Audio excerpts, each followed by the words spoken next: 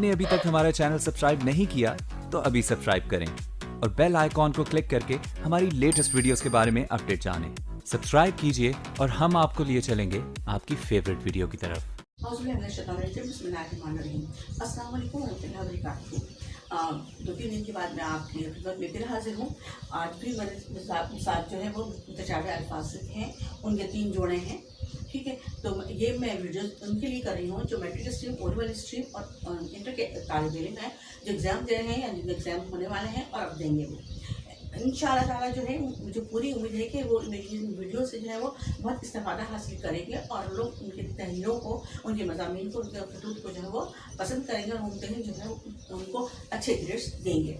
कि आज जो मेरे पास अल्फाज हैं वो हैं जन, जैसे जन औरत, जन जो से जन गुमान, बस बीमारी का नाम है, बस साल है, परवाह ख्याल रखना और पूर्वा हवा। पूर्वा हिंदी के लफ्ज़ है, इसका मतलब है हवा।